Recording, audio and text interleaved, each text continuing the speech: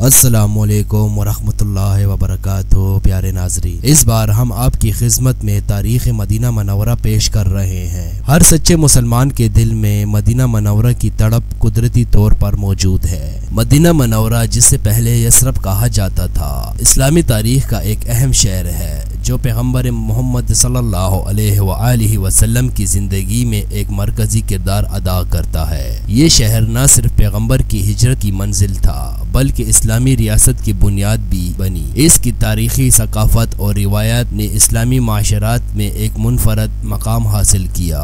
مدینہ کی تاریخ کا آغاز قبل از اسلام ہوتا ہے، جب یہ علاقہ مختلف قبائل کی آبادی تھی۔ یہاں کی معاشرت اور ثقافت کی بنیاد زراعت، تجارت اور باہمی تعلقات پر تھی۔ اسلامی دور میں یہ شہر تبدیل ہوا اور ایک عظیم اسلامی ریاست بنا۔ مدینہ منورہ کا قدیم نام یثرب تھا، جو عرب کے ایک قدیم شہر کے طور پر مشہور تھا۔ یثرب کی تاریخ قبل از اسلام کی کئی صدیوں پر مشتمل ہے، جب یہاں مختلف قبائل، خاص طور پر خزرج اور اوس رہتے تھے۔ قبائل زیادہ تر زراعت اور تجارت پر منحصر تھے۔ یہاں کے لوگ مہمان نوازی، بہادری اور دوستی کے لیے مشہور تھے۔ تاہم وقت گزرنے کے ساتھ ساتھ یثرب کے قبائل کے درمیان لڑائیاں بھی ہوتی رہیں۔ خاص طور پر خزرج اور اوس کے قبائل کے درمیان یہ اندرونی لڑائیاں یثرب کی معاشرتی استحکام کو متاثر کر رہی تھی۔ پیغمبر محمد صلی اللہ علیہ وآلہ وسلم کے پیغام کا آغاز 610 عیسوی میں ہوا۔ یثرب کے لوگ بھی اس پیغام کی طرف متوجہ ہوئے۔ 621 عیسوی میں یثرب کے 12 افراد پیغمبر کے پاس حاضر ہوئے اور اسلام قبول کیا۔ یہ یثرب کے لوگوں کی پہلی بیعت تھی، جسے بیعت العقبہ کہا جاتا ہے۔ اس بیعت کے نتیجے میں یثرب کے لوگ مزید اسلام کی طرف مائل ہوئے۔ 622 عیسوی میں جب مکہ میں مسلمانوں پر ظلم و ستم بڑھ گیا تو پیغمبر محمد مصطفیٰ صلی اللہ علیہ وآلہ وسلم نے ہجرت کرنے کا فیصلہ کیا۔ ہجرت ایک انتہائی اہم واقعہ تھا جو اسلامی تاریخ میں ایک اہم موڑ ثابت ہوا۔ پیغمبر نے اپنے ساتھیوں کے ساتھ مدینہ کی طرف سفر کیا اور یہ ہجرت اسلامی تاریخ میں ایک نئی فضل کا آغاز تھا۔ پیغمبر محمد مصطفیٰ صلی اللہ علیہ وآلہ وسلم کی ہجرت ایک دلکش داستان ہے۔ آپ نے مدینہ میں اپنی زندگی کے 12 سال گزارے تھے اور اس دوران بہت مشکلات کا سامنا کیا۔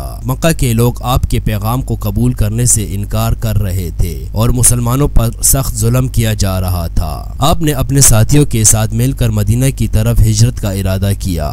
ہجرت کے سفر کے دوران آپ اور آپ کے ساتھیوں نے کئی خطرناک حالات کا سامنا کیا۔ مکہ کے قریش نے آپ کا پیچھا کیا، لیکن اللہ کی مدد سے آپ مدینہ پہنچنے میں کامیاب ہو گئے۔ مدینہ پہنچنے پر آپ کا شاندار استقبال کیا گیا۔ یہاں کے لوگوں نے آپ کو مہاجرین کا لقب دیا اور آپ کی قیادت میں ایک نئے دور کا آغاز ہوا۔ مدینہ پہنچنے کے بعد پیغمبر مصطفیٰ صلی اللہ علیہ وآلہ وسلم نے یہاں ایک مضبوط اسلامی ریاست قائم کرنے کی کوشش شروع کی۔ آپ نے مختلف قبائل کے ساتھ مل کر ایک معاہدہ کیا جسے میثاق مدینہ کہا جاتا ہے۔ اس معاہدے میں طے پایا گیا کہ مسلمان اور غیر مسلم مل کر رہیں گے اور ایک دوسرے کی مدد کریں گے۔ اس طرح ایک نئی اسلامی ریاست کا آغاز ہوا جس میں لوگوں کے حقوق، فرائض اور ذمہ داریوں کا تعین کیا گیا۔ مدینہ کی اسلامی ریاست کا ایک اہم پہلو یہ تھا کہ اس میں مسلمانوں کے ساتھ ساتھ غیر مسلم بھی شامل تھے۔ یہ اسلامی ریاست کا پہلا نمونہ تھا جہاں مختلف مذہب اور ثقافتوں کے لوگ ایک ساتھ رہتے تھے۔ پیغمبر مصطفیٰ صلی اللہ علیہ وآلہ وسلم نے اس ریاست کو امن، بھائی چارہ اور انصاف کے اصولوں پر قائم کیا۔ مدینہ کی اسلامی ریاست کے قیام کے بعد مسلمانوں کو کئی جنگوں کا سامنا کرنا پڑا۔ پہلی جنگ بدر تھی جو 624 عیسوی میں ہوئی۔ اس جنگ میں مسلمانوں کی کہیں تعداد کم تھی، لیکن اللہ کی مدد سے انہوں نے مشرکین کو شکست دی۔ یہ جنگ اسلامی تاریخ میں ایک اہم مقام رکھتی ہے کیونکہ اس نے مسلمانوں کے حوصلے کو بلند کیا اور ان کی طاقت کو ظاہر کیا۔ اس کے بعد جنگ احد ہوئی جس میں مسلمانوں کو کچھ نقصان اٹھانا پڑا۔ یہ جنگ بھی اسلامی تعلیمات کی مضبوطی کا سبب بنی۔ جنگ احد کے بعد مسلمانوں نے اپنے اندر ایک نئی طاقت محسوس کی اور اپنے عزم و ہمت کو مزید مضبوط کیا۔ مدینہ منورہ میں اسلامی ثقافت اور تعلیم کا آغاز ہوا۔ یہاں پہلی جامع مسجد کی تعلیم کی گئی جو مسجد نبوی کے نام سے معروف ہے۔ یہ مسجد اسلامی عبادات کا مرکز بنی۔ بنی اور یہاں تعلیم و تعلم کا سلسلہ جاری رہا۔ پیغمبر محمد صلی اللہ علیہ وآلہ وسلم نے یہاں بہت سے صحابہ کرام کو علم دین کی تعلیم دی۔ مدینہ میں اسلامی معاشرات کی بنیاد رکھی گئی، جس میں تعلیم، اخلاق اور معاشرتی انصاف کے اصولوں پر زور دیا گیا۔ پیغمبر مصطفیٰ صلی اللہ علیہ وآلہ وسلم نے لوگوں کو علم کی طلب کرنے کی تلقین کی اور ان کی تربیت کا خاص اہتمام کیا۔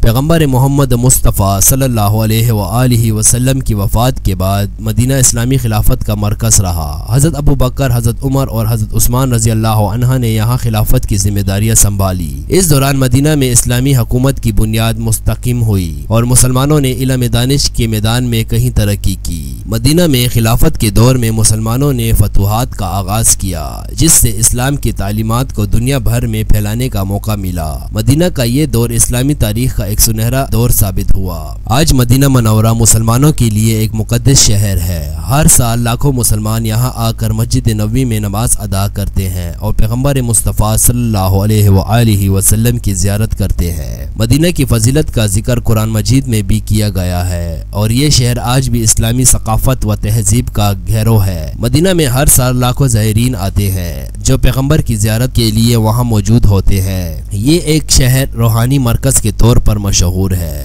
جہاں لوگ روحانی سکون اور اللہ کی رضا کے حصول کے لیے آتے ہیں۔ مدینہ منورہ کی تاریخ ایک شاندار داستان ہے جو ہمیں اسلام کی بنیاد، پیغمبر مصطفیٰ صلی اللہ علیہ وآلہ وسلم کی کوششوں اور مسلمانوں کی اخوات کا درس دیتی ہے۔ یہ شہر آج بھی مسلمانوں کے دلوں میں ایک خاص مقام رکھتا ہے اور اس کی تاریخ میں ہمیں ایمان، صبر اور استقامت کی کہانیاں سناتی ہے۔ مدینہ منورہ کی تاریخ ایک ایسا سفر ہے جو ہمیں بتاتا ہے کہ امن، محبت اور بھائی چارہ ہی اسلامی تعلیمات کا بنیادی مقصد ہے۔ یہ شہر آج بھی مسلمانوں کے دلوں میں ایک خاص مقام رکھتا ہے اور اس کی تاریخ، ثقافت اور روایتی ہمیں اسلامی معاشرات کی خوبصورتی کا احساس دلاتی ہے۔ مدینہ منورہ کا شہر عرب کے وسط میں واقع ہے اور یہ مکہ مکرمہ سے تقریباً 340 کلومیٹر شمال میں ہے۔ یہ ایک سرسبز وادی ہے جسے اس کے زرخیز میدانوں میں اور پانی کے چشموں کی وجہ سے پہچانا جاتا ہے۔ یہاں کی آب و ہوا بھی دیگر عرب شہروں کی نسبت زیادہ معمول ہے، جو زراعت کے لیے موزون ہے۔ مدینہ میں کھجور، اناج اور دیگر فصلوں کی کاشت کی جاتی ہے، جس کی وجہ سے یہاں کی معیشت میں زراعت کا بڑا کردار تھا۔